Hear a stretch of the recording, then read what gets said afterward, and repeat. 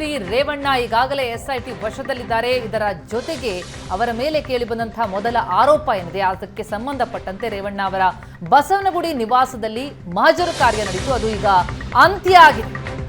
ಲೈಂಗಿಕ ದೌರ್ಜನ್ಯದ ಪ್ರಕರಣ ಏನು ರೇವಣ್ಣ ವಿರುದ್ಧ ಹೊಳೆನರಸೀಪುರದಲ್ಲಿ ದಾಖಲಾಗಿತ್ತು. ಆ ಸಂತ್ರಸ್ತೆಯನ್ನ ರೇವಣ್ಣ ಅವರ ಬೆಂಗಳೂರಿನ ಬಸವನಗುಡಿ ನಿವಾಸಕ್ಕೂ ಕರೆತಂದು ಅಲ್ಲಿ ಸ್ಥಳ ಮಹಜರನ್ನ ನಡೆಸಲಾಗಿತ್ತು. ಆ ಮಹಜರ್ ಈಗ ಅಂತ್ಯ ಆಗಿದೆ. ಸತತ 3.5 ಗಂಟೆ ಎಸ್ಐಟಿ ಮಹಜರ್ ನಡೆಸಿತು. ಸಂತ್ರಸ್ತೆಯ ಸಮ್ಮುಖದಲ್ಲೇ ರೇವಣ್ಣ ನಿವಾಸದಲ್ಲಿ ಪರಿಶೀಲನೆ. ಮಹಜರು ಕಾರ್ಯದ ಇಂಚಿಂಚು ಮಾಹಿತಿಯನ್ನ ದಾಖಲಿಸಿದೆ ಎಸ್ಐಟಿ. ವಿಡಿಯೋ ಮತ್ತು ಲಿಖಿತ ರೂಪದಲ್ಲಿ ಮಹಜರು ಪ್ರಕ್ರಿಯೆ. ಸಂತ್ರಸ್ತೆಯ ಮೇಲೆ ದೌರ್ಜನ್ಯ ನಡೆದಂತಹ ಸ್ಥಳಗಳು ಎಲ್ಲದರ ಮಾಹಿತಿಯನ್ನ ಸಂತ್ರಸ್ತೆಯಿಂದ ಪಡೆದು ಆ ಸ್ಥಳಗಳ ವಿಡಿಯೋ ಮತ್ತು ಲಿಖಿತ ದಾಖಲೆಯನ್ನ ಕೂಡ ಈ ಪ್ರಕ್ರಿಯೆಯಲ್ಲಿ ನಮೂದಿಸಿಕೊಳ್ಳಲಾಗಿದೆ. ರೇವಣ್ಣ ನಿವಾಸಕ್ಕೆ ಕಂಪ್ಯೂಟರ್ ಮತ್ತು ಪ್ರಿಂಟರ್ ತರಿಸಿದ್ರು ಅಧಿಕಾರಿಗಳು. ಮಹಜರು ಬಗ್ಗೆ ಲಿಖಿತ ವರದಿಯನ್ನು ಎಸ್ಐಟಿ ಟೀಮ್ ಸಿದ್ಧಪಡಿಸಿದೆ. ಕೆಲವೇ ಕ್ಷಣಗಳಲ್ಲಿ ರೇವಣ್ಣ ನಿವಾಸದಿಂದ ತೆರಳಲಿದ್ದಾರೆ ಅಧಿಕಾರಿಗಳು. ಹೊಳೆನರಸೀಪುರದ ಸಂತ್ರಸ್ತೆಯ ದೂರಿನ ಮೇರೆಗೆ ಇಲ್ಲಿ ಸ್ಥಳ ಮಹಜರ್ ನಡೆದದ್ದು. ಈ ಬಗ್ಗೆ ಇನ್ನಷ್ಟು ಡೀಟೇಲ್ಸ್ ಕೊಡ್ತಾರೆ ನಮ್ಮ ಪ್ರತಿನಿಧಿ ಸುರೇಶ್ ಈಗ ಸಂಪರ್ಕದಲ್ಲಿದ್ದಾರೆ. ಸುರೇಶ್, ಸ್ಥಳ ಮಹಜರ್ ನಡೀತು ಇವತ್ತು ರೇವಣ್ಣ ಅವರ ಬೆಂಗಳೂರಿನ ನಿವಾಸದಲ್ಲಿ. ಅಲ್ಲಿನ ಅಪ್ಡೇಟ್ಸ್ ಕೊಡೋದಾದ್ರೆ ಈಗ ಅಂತ್ಯ ಆಗಿದೆಯಾ, ಹೊರಡ್ತಾ ಇದ್ದಾರಾ, ಯಾವ ರೀತಿಯಲ್ಲಿ ಅದನ್ನ ಆ ಪ್ರಕ್ರಿಯೆಗಳನ್ನ ಮುಗಿಸಲಾಗಿದೆ ಅಂತ? ಪ್ರತಿಮಾ, ಬಹುತೇಕ ಸತತ 3 ಗಂಟೆಗಳಿಂದ ಇಲ್ಲಿ ಸ್ಥಳ ಮಹಜರು ಪ್ರಕ್ರಿಯೆ, ಸ್ಥಳ ಪರಿಶೀಲನೆ ಪ್ರಕ್ರಿಯೆ ಎಸ್ಐಟಿ ಅಧಿಕಾರಿಗಳು ಮಾಡ್ತಾ ಇದ್ದಾರೆ. ಸಂತ್ರಸ್ತೆಯನ್ನ ಕರೆತಂದು ಇಲ್ಲೂ ಕೂಡ ಏನು ಆಕೆ ತನ್ನ ಮೇಲೆ ಲೈಂಗಿಕ ದೌರ್ಜನ್ಯ ಆಯ್ತು ಅಂತ ಒಂದು ದೂರಿನಲ್ಲಿ ಉಲ್ಲೇಖ ಮಾಡಿದ್ದಾಳೆ ಆಕೆ. ಅದರ ಬಗ್ಗೆ ಒಂದಷ್ಟು ಪರಿಶೀಲನೆಯನ್ನ ಎಸ್ಐಟಿ ಅಧಿಕಾರಿಗಳು ಮಾಡ್ತಿದ್ದಾರೆ. ಮೊದಲನೆಯದಾಗಿ ದೂರು ದಾಖಲಾದಂತಹ ಪ್ರಕರಣ ಇದು ರೇವಣ್ಣ ಅವರ ಮೇಲೆ. ಹೊಳೆನರಸೀಪುರದಲ್ಲಿ ದಾಖಲಾದಂತಹ ಪ್ರಕರಣ ಇದು. ಮೊದಲನೇದಾಗಿ ಹೊಳೆನರಸೀಪುರದ ರೇವಣ್ಣ ಅವರ ನಿವಾಸದಲ್ಲಿ ಕಳೆದ 2 ದಿನಗಳಿಂದ ಸ್ಥಳ ಮಹಜರು ಪ್ರಕ್ರಿಯೆ ನಡೆದಿತ್ತು. ಅಲ್ಲೆಲ್ಲ ಮುಕ್ತಾಯದ ಬಳಿಕ ಬೆಂಗಳೂರಿನಲ್ಲೂ ಕೂಡ ನನ್ನ ಮೇಲೆ ದೌರ್ಜನ್ಯ ಆಗಿತ್ತು ಅನ್ನುವಂತ ಆಕೆ ಒಂದು ದೂರೇನಿತ್ತು. ಅದರ ಪ್ರಕಾರ ಎಸ್ಐಟಿ ಅಧಿಕಾರಿಗಳು ಆಕೆಯನ್ನ ಇಲ್ಲಿಗೆ ಕರೆದುಕೊಂಡು ಬಂದಿದ್ದಾರೆ. ಬೆಳಗ್ಗೆ 11:30 ಸುಮಾರಿಗೆ ಆಕೆಯನ್ನ ಇಲ್ಲಿಗೆ ಕರೆದುಕೊಂಡು ಬರ್ತಾರೆ. ಪ್ರಮುಖವಾಗಿ ಆಕೆಯನ್ನ ಕರೆದುಕೊಂಡು ಬಂದು ವಿಡಿಯೋ ಹೇಳಿಕೆಗಳನ್ನು ಕೂಡ ದಾಖಲಿಸಿಕೊಳ್ತಾರೆ. ಮತ್ತೆ ಲಿಖಿತ ರೂಪದಲ್ಲೂ ಕೂಡ ಎಲ್ಲವನ್ನು ಕೂಡ ದಾಖಲು ಮಾಡ್ಕೊಳ್ತಾ ಇದ್ದಾರೆ. ಎಲ್ಲೆಲ್ಲಿ ಅಂದ್ರೆ ಆಕೆ ಈ ಒಂದು ಮನೆಯಲ್ಲಿ ದೌರ್ಜನ್ಯ ಆಗಿತ್ತು ಅನ್ನುವಂತಹ ಒಂದು ಹೇಳಿಕೆಯನ್ನ ಏನು ದೂರಿನಲ್ಲಿ ಕೊಟ್ಟಿದ್ದಾಳೆ. ಅದರ ಪ್ರಕಾರ ಯಾವ ಸ್ಥಳಗಳಲ್ಲಿ ಆಕೆ ಇಲ್ಲಿ ಕೆಲಸ ಮಾಡಿದ್ದು ನಿಜವಾ ಸುಳ್ಳ, ನಿಜವಾಗಿಯೂ ಆಕೆಯ ಮೇಲೆ ದೌರ್ಜನ್ಯ ಆಗಿತ್ತಾ ಅನ್ನುವಂತ ಒಂದು ನಿಟ್ಟಿನಲ್ಲಿ ಎಲ್ಲಾ ರೀತಿಯ ಪರಿಶೀಲನೆಗಳನ್ನ ಎಸ್ಐಟಿ ಅಧಿಕಾರಿಗಳು ನಡೆಸ್ತಾ ಇರುವಂತದ್ದು.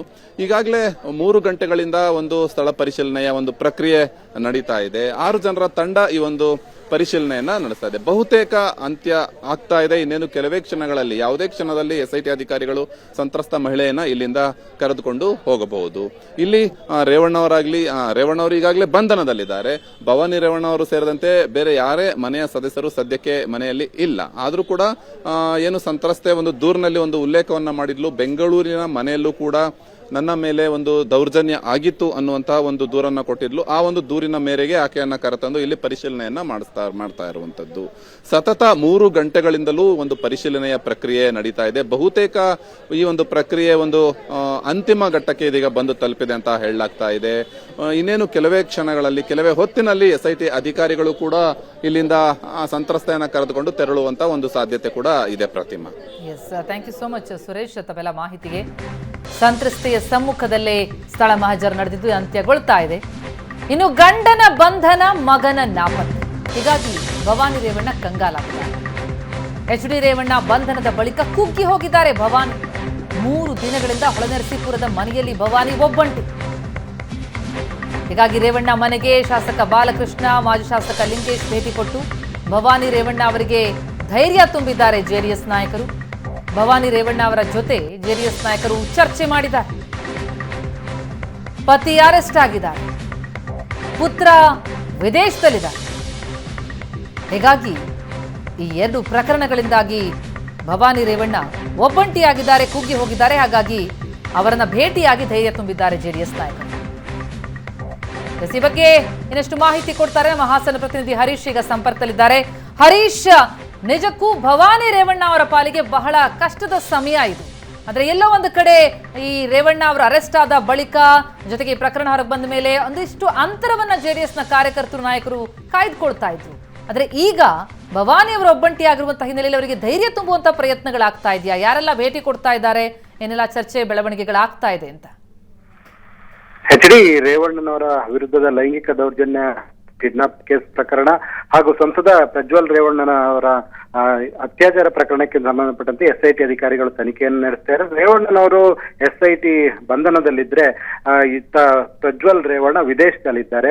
ಈ ಪ್ರಕರಣ ಎಚ್ ಡಿ ರೇವಣ್ಣ ಮತ್ತು ಎಚ್ ಡಿ ರೇವಣ್ಣನವರ ಫ್ಯಾಮಿಲಿಗೆ ಸಾಕಷ್ಟು ಒಂದು ರೀತಿ ನೋವನ್ನ ತಂದುಕೊಟ್ಟಿದೆ. ಅದರಲ್ಲೂ ಭವಾನಿ ರೇವಣ್ಣನವರು ಇಡೀ ಮನೆಯನ್ನ ನಿಭಾಯಿಸ್ತಿದ್ರು, ಬಹಳ ಲವಲವಿಕೆಯಿಂದ, ಜೊತೆಗೆ ತುಂಬಾ ಸ್ಟ್ರಾಂಗ್ ಇದ್ದಂತ ಲೇಡಿ.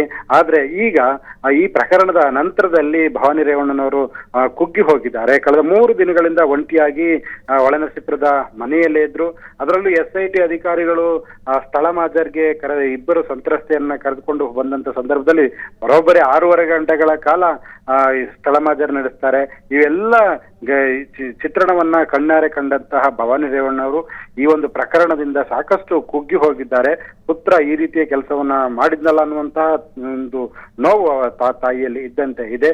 ಜೊತೆಗೆ ಎಚ್ ಡಿ ರೇವಣ್ಣನವರ ಬಂಧನ ಆಗಿ ಈಗ SIT ವಶದಲ್ಲಿದ್ದಾರೆ. ಇವೆಲ್ಲ ಘಟನೆಗಳು ಭವಾನಿ ರೇವಣ್ಣರ ಕುಗ್ಸಿದೆ. ಈಗ ಒಂಟಿಯಾಗಿದ್ದಂತಹ Bhavani ರೇವಣ್ಣರೇ JDS ನಾಯಕರಾದಂತಹ KS Lingesh, ಶಾಸಕರಾದಂತಹ CN Balakrishna ಒಳನರಸೀಪುರದ ನಿವಾಸಕ್ಕೆ ಭೇಟಿ ನೀಡಿ ಸುಮಾರು 40 ನಿಮಿಷಕ್ಕೂ ಅಧಿಕ ಕಾಲ ಚರ್ಚೆಯನ್ನ ನಡೆಸಿದ್ರು. ಘಟನೆಗಳ ಬಗ್ಗೆ ವಿವರವಾಗಿ ಮಾತಾಡಿದ್ರು. ಜೊತೆಗೆ ತಾವು ಧೈರ್ಯವಾಗಿ ಇರಿ ಅಂತ ಒಂದು ಮಾತನ್ನು ಸಹ JDS ನಾಯಕರು ಭವಾನಿ ರೇವಣ್ಣವರಿಗೆ ಹೇಳಿದ್ದು. ಈಗ ಆಗತಕ್ಕಂತಹ ಘಟನೆಗಳ ನಂತರದಲ್ಲಿ ಆಗತಕ್ಕಂತಹ ರಾಜಕೀಯ ಬೆಳವಣಿಗೆಗಳ ಬಗ್ಗೆಯೂ ಸಹ JDS ನಾಯಕರು ಭವಾನಿ ರೇವಣ್ಣನವರ ಜೊತೆ ಚರ್ಚೆಯನ್ನು ನಡೆಸಿದ್ರು. ಪ್ರತಿಮಾ, ಹರೀಶ್, ಸಹಜವಾಗಿ ರೇವಣ್ಣ ಅವರ ನಿವಾಸದ ಬಳಿಯಲ್ಲಿ ಕಂಡು ಬರ್ತಾ ಇದ್ದಂಥ ಚಿತ್ರಣಕ್ಕೂ ಆದರೆ ಕಳೆದ 3 ದಿನಗಳಿಂದ ಕಾಣ್ತಾ ಇರುವಂತಹ ಚಿತ್ರಣಕ್ಕೂ ಎಷ್ಟು ವ್ಯತ್ಯಾಸ ಕಂಡು ಬರ್ತಾ ಇದೆ ಅಂತ, ಯಾವ ರೀತಿಯಲ್ಲಿ ಬದಲಾಗ್ಬಿಟ್ಟಿದೆ ಇಲ್ಲಿ ಸಿನಾರಿಯೋ? ಹೌದು ಪ್ರತಿಮಾ, ಎಚ್ ಡಿ ರೇವಣ್ಣನವರ ಮನೆ ಅಂದ್ರೆ ಅವ್ರ ಅಧಿಕಾರದಲ್ಲಿ ಇರ್ಲಿ ಇಲ್ಲದೆ ಇರ್ಲಿ, ಅವರ ಮನೆ ಬಳಿ 100 ಕಾರ್ಯಕರ್ತರು, ಮುಖಂಡರು ಯಾವಾಗ್ಲೂ ಸಹ ಅಲ್ಲಿ ನಿಂತಿರ್ತಕ್ಕಂತ ಚಿತ್ರಣ ಸಹಜವಾಗಿರುತ್ತೆ. ಆದ್ರೆ ಈ ಘಟನೆಯ ನಂತರದಲ್ಲಿ ಎಚ್ ಡಿ ರೇವಣ್ಣನವರು SIT ವಶದಲ್ಲಿದ್ರೆ, ಪುತ್ರ ಪ್ರಜ್ವಲ್ ರೇವಣ್ಣ ಈಗ ವಿದೇಶದಲ್ಲಿದ್ದಾರೆ. ಅದರ ನಡುವೆ SIT ಅಧಿಕಾರಿಗಳು ಸಂತ್ರಸ್ತೆಯರನ್ನ ಕರೆತಂದು ಮನೆಯಲ್ಲಿ ವಿಚಾರಣೆ ಮತ್ತು ಹಾಜರನ್ನು ನಡೆಸಿದ್ರು. ಇವೆಲ್ಲ ಘಟನೆಗಳನ್ನ ಗಮನಿಸಿದಾಗ ಒಂದ್ ಕಡೆ ಭವಾನಿ ರೇವಣ್ಣರು ಕುಗ್ಗಿ ಹೋಗಿದ್ರೆ, ಮನೆ ಎದುರು ಬಿಕೋ ಅನ್ನುವಂತ ವಾತಾವರಣ ಕಂಡು ಬರ್ತಾ ಇದೆ. ಒಂದ್ ರೀತಿ ಚಿತ್ರಣವೇ ಬದಲಾದಂತೆ ಕಂಡು ಬರ್ತಾ ಇದೆ. ಥ್ಯಾಂಕ್ ಯು ಹರೀಶ್ ತಮ್ಮೆಲ್ಲ ಮಾಹಿತಿಗೆ.